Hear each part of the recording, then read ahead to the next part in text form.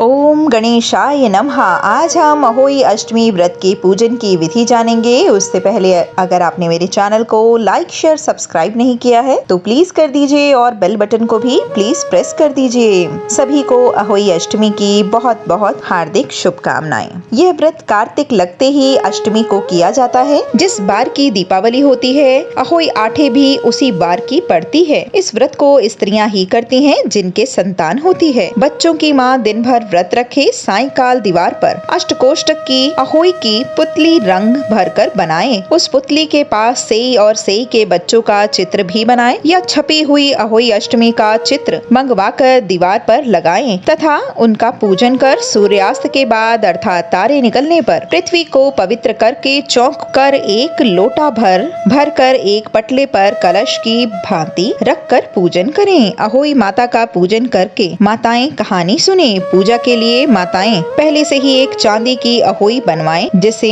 स्याहू कहते हैं और उसमें चांदी के 2 दाने मोती डलवा दें। जिस प्रकार गले में पहनने के हार में पेंडल लगा होता है उसी की भांति चांदी की अहोई ढलवाएं और डोरे में चांदी के दाने डलवा दें। फिर अहोई की रोली चावल दूध व भात से पूजा करें। जल से भरे लोटे पर सतिया बना लें। एक कटोरी में डलवा तथा रुपया का बायना निकाल कर रख लें और 7 दाने गेहूं के लेकर कहानी सुने। जो बायना निकाल कर रखा है उसे सासू जी के पैर को हाथ लगाकर उन्हें आदर पूर्वक उन्हें दे दें। इसके बाद चंद्रमा को अर्घ देकर स्वयं भोजन करें। दिवाली के बाद किसी शुभ दिन अहोई को गले में उतार कर उसके गुड़ से भोग लगाएं और जल के छींटे देकर मस्तक झुकाकर रख दें। जिसके बेटे हैं उतनी बार तथा जितने बेटों का विवाह हो गया उतनी बार चांदी के 2-2 दाने अहोई में डालते जाएं। ऐसा करने से अहोई माता प्रसन्न हो बच्चों की दीर्घायु करके घर में नित्य नए मंगल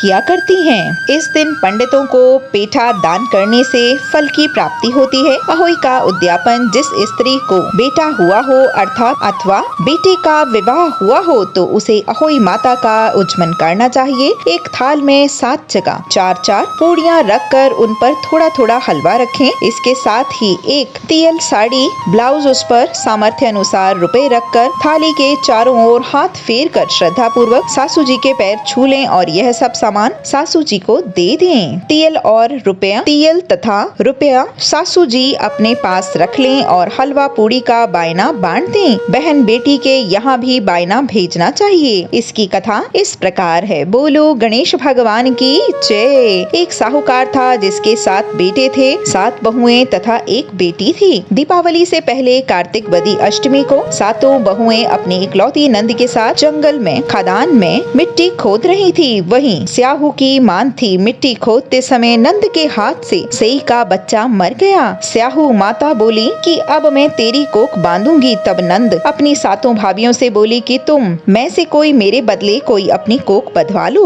सब भाभियों ने अपनी अपनी कोख बंधवाने से इनकार कर दिया, परंतु छोटी भाभी सोचने लगी कि यदि मैं कोख नहीं बंधवाऊंगी तो सासू जी नाराज होंगी।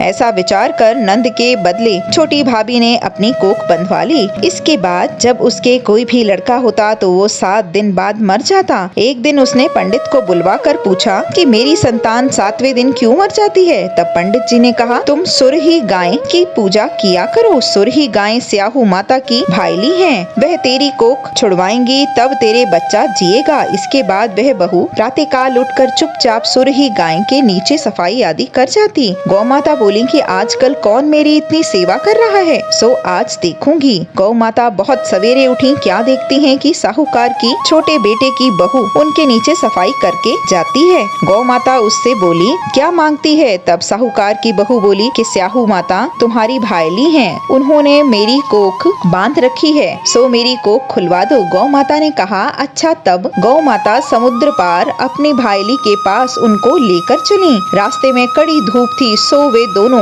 एक पेड़ के नीचे बैठ गईं। थोड़ी देर में एक सांप आया और उसी पेड़ पर गरुड़ पंखनी का बच्चा था, उसको डसने लगा। तब साहूकार की बहू ने सांप को मारकर ढाल के नीचे दबा दिया और बच्चे को बचा लिया। थोड़ी देर में गरुड़ पंखनी आई तो वहाँ खून पड़ा देखकर साहूकार की बहू को चोंच मारने लगी। तब साहूकारनी बोली कि मैंने तो तेरे बच्चे को नहीं मारा, बल्कि सांप तेरे बच्चे को डसने आया था। मैंने तो उससे तेरे बच्चे की रक्षा ही की है। यह सुनकर गरुड़ पंखनी बोली कि मांग, तू क्या मांगती है? वह बोली, 7 समुद्र पार स्याहू माता रहती हैं, मुझे उनके पास पहुंचा दे। तब गरुड़ पंखनी ने दोनों को अपनी पीठ पर बिठाकर स्याहू माता के पास पहुंचा दिया। स्याहू माता उन्हें देखकर की बोली, आ बहन, बहुत दिनों में आई। फिर कहने लगी कि बहन, सिर में जुएं पड़ गई हैं। तब सुरही के कहने पर साहूकार की बहू ने सलाई से उनकी जुएं निकाल दी। इस पर स्याहू माता प्रसन्न होकर बोली कि तूने मेरे सिर में बहुत सलाई गेरी है, इसीलिए तेरे यहाँ 7 बेटे और बहुएं होंगी। और बोली कि मेरे तो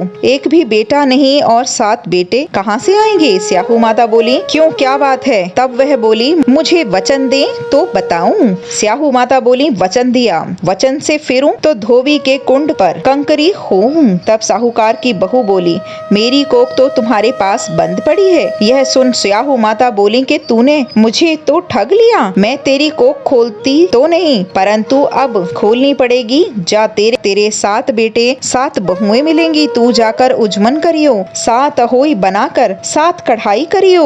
वह लौट कर घर आई तो वहाँ देखा कि 7 बेटे और 7 बहुएं बैठे हैं। वह खुश हो गई, उसने 7 अहोई बनाई, 7 उजमन किए और कढ़ाई की। दिवाली के दिन जेठानियां आपस में कहने लगी कि जल्दी जल्दी ढोक पूजा कर लो, कहीं छोटे बच्चों को याद करके रोने ना लगे। थोड़ी देर में उन्होंने अपने बच्चों से कहा, अपनी चाची के घर जाकर देख कर आओ कि आज वह अभी तक रोई क्यों नहीं। बच्चों ने जाकर कहा कि चाची तो कुछ मान रही है, खूब उजमन हो रहा है। यह सुनते ही जेठानियां दौड़ी दौड़ी घर आईं और जाकर कहने लगी कि तूने कोख कैसे छुड़ाई? वह बोली, तुमने तो कोख बंधवाई नहीं, सो मैंने कोख बंधवा ली। अब स्याहू माता की कृपा हुई है मुझ पर और मेरी कोख माता ने खोल दी है। स्याहू माता ने इस प्रकार साहूकार की बहू की कोख खोली, उसी प्रकार हमारी खोलियो। कहने सुनने वालों की, हुंकारा भरने वालों के, सबके परिवार की कोख खोलना। बोलो अहोई अष्टमी माता की जय।